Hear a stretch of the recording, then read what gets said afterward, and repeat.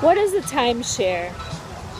This video explains a little bit what a timeshare is and how you can use it, or whether it's a good thing for you, some of the pitfalls about it, disadvantages and advantages. Hi, my name is Julia M. Spencer. I'm a real estate advisor, full-time investor, a single mom of two incredible boys, and I travel a lot, and I want to talk with this video a little bit about what timeshares are and whether that's a good deal for you, whether you're an investor or a normal person that travels a lot like myself, or if you're looking to just understand that whole concept. Now, don't forget to go to my website. It's juliamspencer.com. That's where I publish a number of my audiobooks. They're bestsellers. I advise a number of real estate investors on their real estate investment strategies.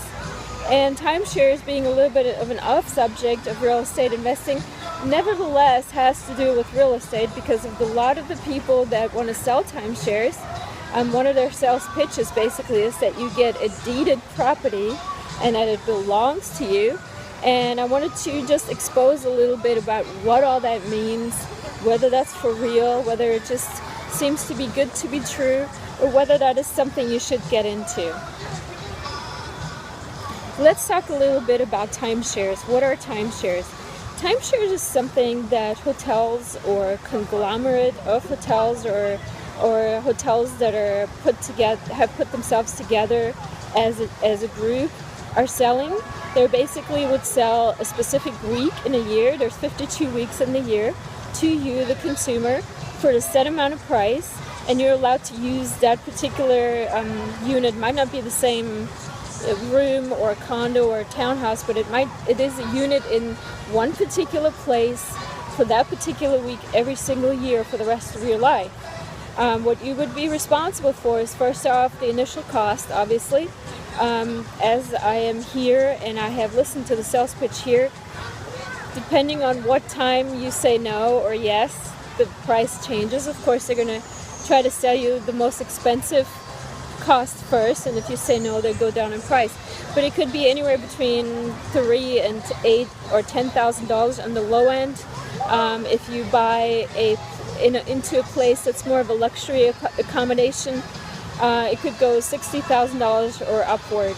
They will offer you very easy financing on this, and then what you would be responsible for, of course, is to pay that cost off. As well, though, you will be responsible for maintenance costs for the rest of your life. You also have the use of that property for the rest of your life. And their sales pitch is basically like you can just use it, you can give it to your friends, you can give it to your kids, and they're basically trying to sell you a piece of something very tangible, although really all you're buying is a certain slot of time in one property, which in a way is, personally for me, it's not a good deal because, I mean, who wants to go on vacation in the same place every year? But basically that is what a timeshare is, and timeshares are sold pretty much anywhere in the world, but you will most likely find a sales staff and a salespeople and the setups for sale in the most busiest vacation spots around the world. And one of them here is Orlando, where I am right now, Orlando, Florida. A lot of visitors here. From what the guy told me, that just because of Disney World, visitors influx into the Orlando area at an astonishing rate. It's busy. It's on season all year round, which I do believe that. One of the other hot spots are Las Vegas, Hawaii, and the Caribbean, which Caribbean doesn't make the first three, but the first three are basically the most busiest spots for vacationers. So their sales pitch basically is, if you buy a timeshare in those three places, it will be very easy to sell those to or exchange them to other people. Now, if you don't want to go to the same place every year, they offer you an exchange. They usually are associated with a chain of hotels or resorts, and you can exchange your week for somebody else's week pending availability. There's a point system associated with this. You also have to pay an exchange fee. So you will be paying less for a vacation if you vacation regularly, having a timeshare. but it's just something that you'll have to watch. You'll have to use it. So one of the sales pitches that they do tell you is, do you like it? Can you afford it? And will you use it? And you have to examine those, of course, for yourself. If you vacation a lot and you are in the market for a timeshare, it might be a deal for you. In any case, it never hurts to go attend a presentation, but don't let yourself get suckered into buying a timeshare just because you feel bad that the salesperson has to make a sale and they spend so much time on you. You can't say no, even if they're doing high pressure sales pitches. And so let me tell you a little bit about how else they try to sell you these timeshares. If you buy a timeshare in a very high volume vacation area like Orlando, they're saying that if you buy a timeshare here, it's very easy to exchange it because a lot of visitors come here every year.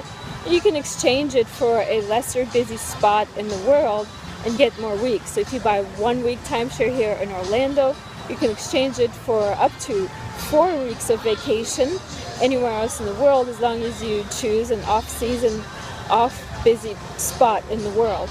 Which kind of makes sense, but I'm still questionable about whether that in theory is actually as easy as it sounds.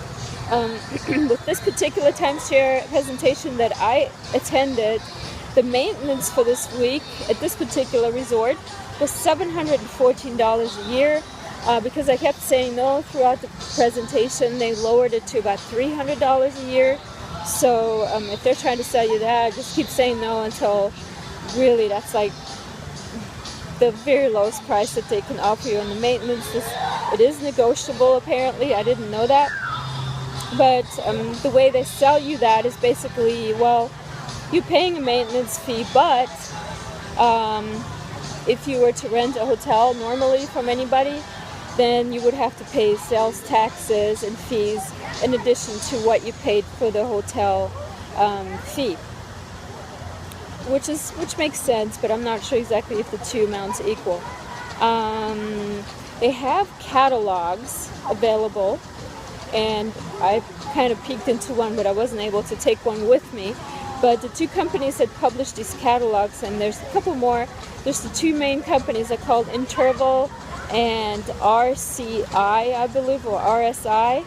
And that's where all the properties are listed in one particular, it's kind of like a yellow pages for hotels, and there wouldn't be any prices on these hotels per week, but there would be a travel demand index. So if it's a very high-end area like here in Orlando, the travel demand index for this place is 150. So what you can basically do, and this is like the demand for this place, so basically if you exchange your timeshare for that particular week that has a travel demand index of 150 to a place that, let's say, has a 75 travel demand index, you could get 2 weeks for one. That's how they calculate. That's how I understood it. And of course, if you choose the places that have the least demand, you'll get more weeks out of that, which essentially makes sense. It just seems like a lot of things to hassle with and organize. If it was my my timeshare.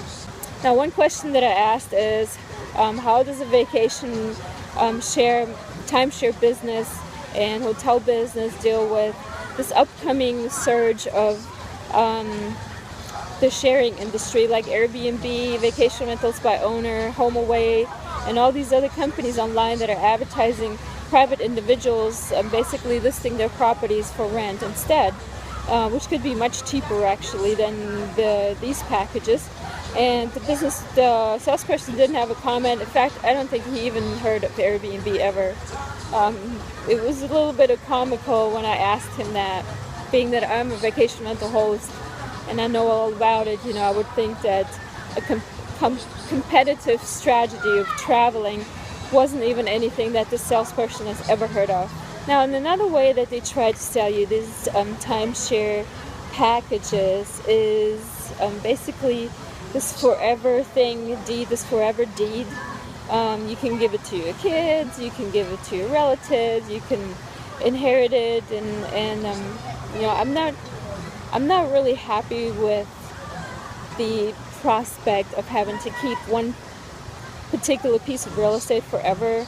I do like to trade my real estate and sell it, and timeshares is just very difficult to sell with any kind of profit. So you can probably keep it and you have it forever, but you're also stuck with it forever. It's kind of the red-headed stepchild that never goes away. And no pun intended, I do love children, by the way. So basically what they do, they talk to you for 120 minutes, they show you a video, some sales video, and then they show you units, and then they keep bringing you progressive, pressurized salespeople over and over again until you say the final no and they finally let you go. Now, if you can handle all of that without buying anything, you earn yourself a 3-day stay in a place like this, which isn't bad.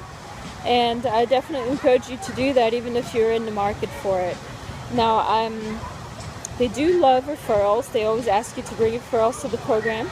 But when I asked them to speak to any of the prior timeshare people that have bought timeshares and how satisfied they are, they could not give me any information on those, which basically tells me that their sales videos and all their setups, all these people that are given testimonials are paid actors. So anyway, I'm going to finish this video now because it's kind of getting long and I have a whole lot more to share. But this is just the basics on timeshare sales pitches and presentations, and to basically give you an idea of what a timeshare is and what you can expect if you're going to a timeshare sales presentation. For more tips like this, go to my website, juliamspencer.com. Download your free guide to real estate investing there, and place comments in this video, send me emails. I'm a little bit slow at answering them, especially when I'm on vacation, but I do get to all emails eventually. And spread the word, juliamspencer.com. Look forward to hear from you. For your free guide to real estate investing, visit juliamspencer.com.